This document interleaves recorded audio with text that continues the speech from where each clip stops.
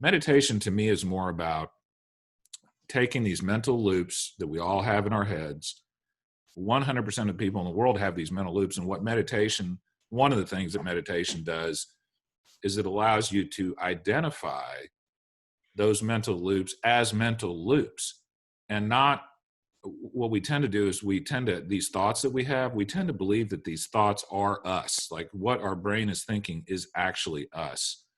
And meditation gives us some distance between these thoughts and what is actually happening in reality. So speak to that a little bit, if you don't mind, Samy. So you are really on the right track about what meditation is. Here's how I add to what you just said.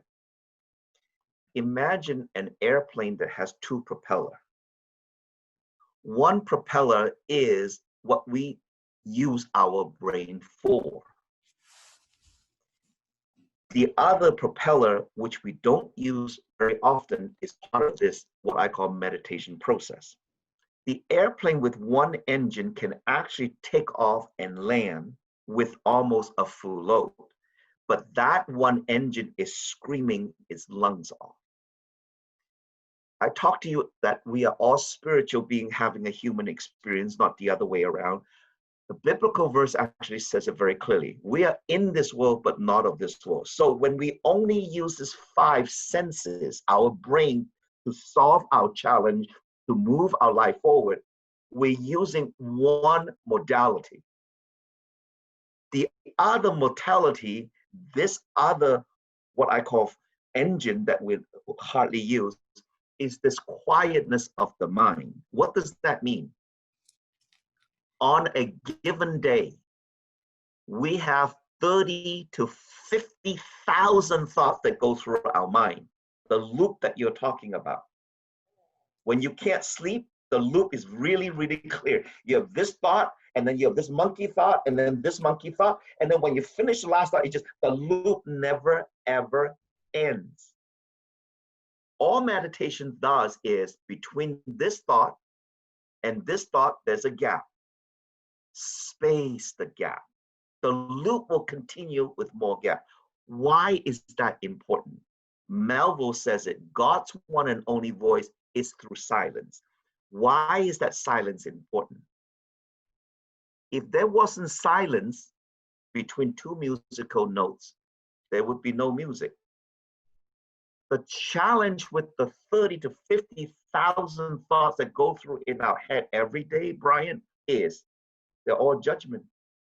We're constantly judging. We're constantly using this mind for that purpose. What meditation does is allow you to have the space. That's when creativity download. That's why one of my most powerful prayers, if you believe in that, is lead and guide. I surrender. Allowing the spirit, the other engine of this airplane, to use its infinite source to help me do this. That's the power of this balance of using this meditative method to go. The more I'm centered, despite the outer circumstances, despite the furlong, despite what's going on, I know there's an answer. I just know that I need to stay in that space. That's why I've always said, worry is praying for things you don't want. Worry is a prayer.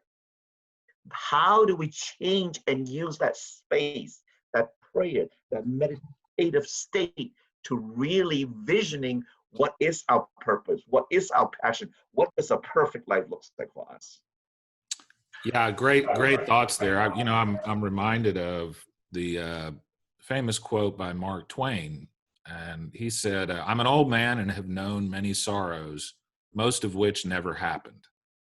And the point he's trying to illustrate there is and particularly nowadays during this pandemic, a lot of us are, probably me included, thinking about all the bad things that could happen because I'm thinking about them, and a lot of people are probably thinking those kind of thoughts today.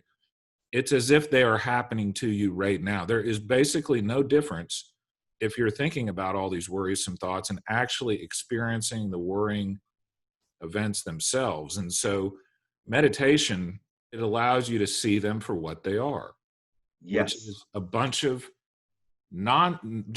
they're basically chemical signals Yes. in your brain, and that's it. They're not real. And so meditation gives you some space. The other thing meditation does, if you tend to have strong emotions that you don't like, strong negative emotions like anger or sadness or things like that, if you are mindful, if you recognize when you're angry that you're angry, you can't stay angry anymore. The only way you can stay angry is by feeding a mental loop. And the only way I know to break that pattern is through meditation.